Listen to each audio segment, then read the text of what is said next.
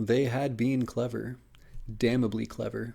The initial greeting, with its disarming undertones of empathy and innocence, had accomplished its purpose. It had emasculated mankind's natural suspicion of strangers, and their subsequent actions, so beautifully timed, so careful to avoid the slightest hint of evil, had completed what their magnificently staged appearance had begun.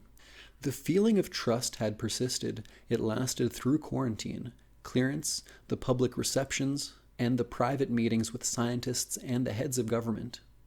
It had persisted unabated through the entire 2 months they remained in the Twin City area.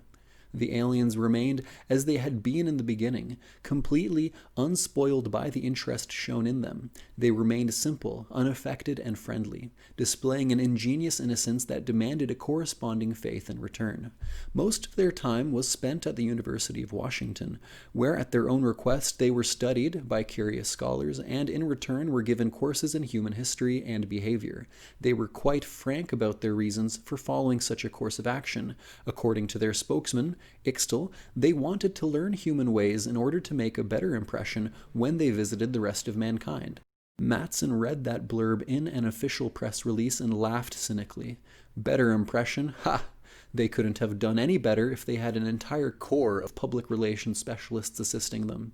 They struck exactly that right note, and how could they improve on perfection? From the beginning, they left their great ship open and unguarded while they commuted back and forth from the airport to the campus, and naturally the government quickly rectified the second error and took instant advantage of the first. A guard was posted around the ship to keep it clear of the unofficially curious, while the officially curious combed the vessel's interior with a fine-tooth comb. Teams of scientists and technicians under Matson's direction swarmed through the ship, searching with the most advanced methods of human science for the secrets of the aliens. They quickly discovered that while the star travelers might be trusting, they were not exactly fools. There was nothing about the impenetrably shielded mechanisms that gave the slightest clue as to their purpose or to the principles upon which they operated, nor were there any visible controls. The ship was as blankly uncommunicative as a brick wall. Matson was annoyed. He had expected more than this, and his frustration drove him to watch the aliens closely. He followed them, sat in on their sessions with the scholars at the university, watched them at their frequent public appearances, and came to know them well enough to recognize the microscopic differences that made them individuals. To the casual eyes, they were as alike as peas in a pod, but Matson could separate Farn from Quitcha, and Laz from Akana, and Ixtal. Well, he would have stood out from the others in any circumstances, but Matson never intruded. He was content to sit in the background and observe. And what he saw bothered him. They gave him no reason for their appearance on Earth, and whenever the question came up, Ixtal parried it adroitly. They were obviously not explorers, for they displayed a startling familiarity with Earth's geography and ecology. They were possibly ambassadors, although they behaved like no ambassadors he had ever seen. They might be traders, although what they would trade only God and the aliens knew, and neither party was in a talking mood. Mysteries bothered Matson. He didn't like them, but they could keep their mystery if he could only have the technical knowledge that was concealed beneath their beautifully shaped skulls. At that, he had to admit that their appearance had come at precisely the right time. No one better than he knew how close mankind had been to the final war, when the last two major antagonists on Earth were grinding their human and industrial power for a final showdown. But the aliens had become a diversion. The impending war was forgotten. While men waited to see what was coming next, it was obvious that the Starmen had a reason for being here, and until they chose to reveal it, humanity would forget its deadly problems in anticipation of the answer to this delightful puzzle that had come to them from outer space. Matson was thankful for the breathing space, all too well aware that it might be the last that mankind might have. But the enigma of the aliens still bothered him. He was walking down the main corridor of the physics building on the university campus, wondering as he constantly did about how he could exact some useful knowledge from the aliens when a quiet voice, speaking accentless English, sounded behind him. "What precisely do you wish to know, Dr. Matson?" the voice said. Matson whirled to face the questioner and looked into the face of Ixtal. The alien was smiling, apparently pleased at having startled him. "What gave you the idea that I wanted to know anything?" he asked. "You did," Ixtal said. We all have been conscious of your thoughts for many days. Forgive me for intruding, but I must. The speculations radiate on such a broad band that we cannot help being aware of them. It has been quite difficult for us to study your customs and history with this high-level background noise.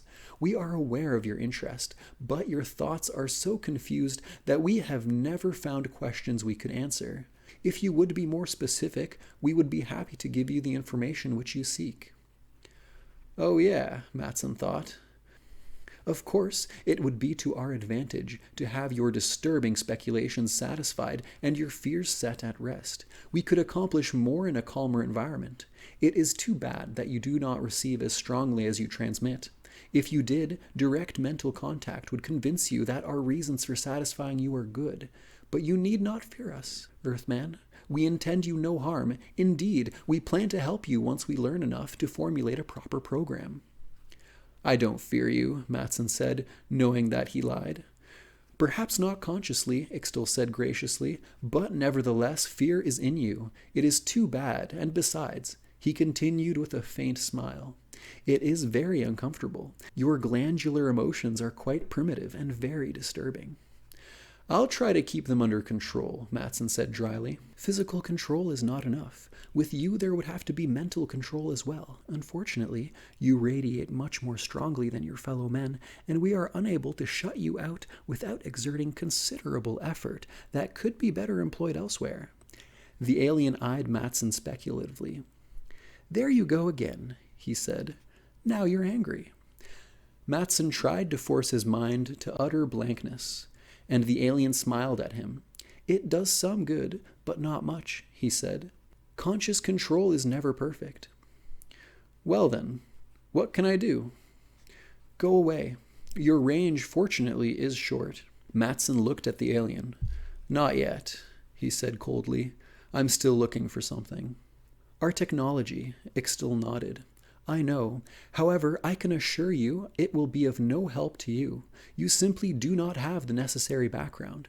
Our science is based upon a completely different philosophy from yours. To Matson, the terms were contradictory. Not as much as you think, Ixtal continued imperturbably. As you will find out, I was speaking quite precisely. He paused and eyed Matson thoughtfully. It seems as though the only way to remove your disturbing presence is to show you that our technology is of no help to you. I will make a bargain with you. We shall show you our machines, and in return you will stop harassing us. We will do all in our power to make you understand, but whether you do or do not, you will promise to leave and allow us to continue our studies in peace. Is that agreeable? Matson swallowed the lump in his throat. Here it was, handed to him on a silver platter, and suddenly he wasn't sure he wanted it. It is, he said. After all, it was all he could expect. They met that night at the spaceship. The aliens tall, calm, and cool. Matson stocky, heavy-set, and sweating. The contrast was infernally sharp, Matson thought. It was as if the primitive savage were meeting a group of nuclear physicists at Los Alamos. For some unknown reason, he felt ashamed that he had forced these people to his wishes, but the aliens were pleasant about it. They took the imposition in their usual friendly way. Now, Ixtal said, exactly what do you want to see, to know? First of all, what is the principle of your space drive? There are two, the alien said. The drive that moves this ship in normal space-time is derived from Lurgill's fourth-order equations concerning the release of subatomic energy in a restricted space-time continuum. Now don't protest. I know you know nothing of Lurgill nor the fourth-order equations, and while I can show you the mathematics, I'm afraid they will be of little help. You see, our fourth order is based upon a process which you would call psychomathematics, and that is something I am sure you have not achieved. Matson shook his head. I never heard of it, he admitted. The second drive operates in warped space-time, Ixtal continued.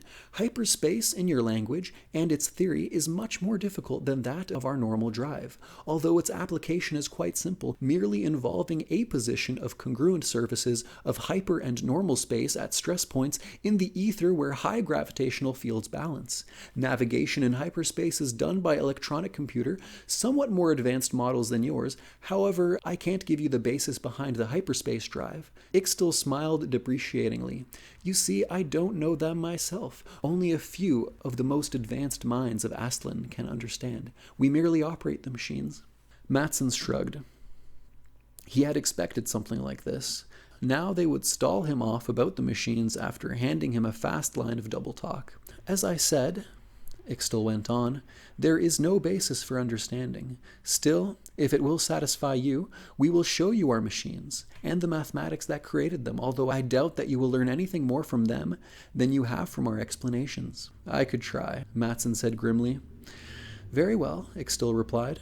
He led the way into the center of the ship where the seamless housings stood, the housings that had baffled some of the better minds of Earth. Matson watched while the starmen proceeded to be helpful.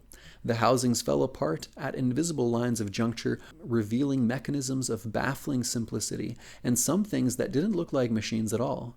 The aliens stripped the strange machines, and Ixtal attempted to explain. They had anti-gravity, force fields, faster-than-light drive, and advanced design computers that could be packed in a suitcase. There were weird devices whose components seemed to run out of sight at crazily impossible angles, other things that rotated frictionlessly, suspended in fields of pure force, and still others which his mind could not envisage even after his eyes had seen them.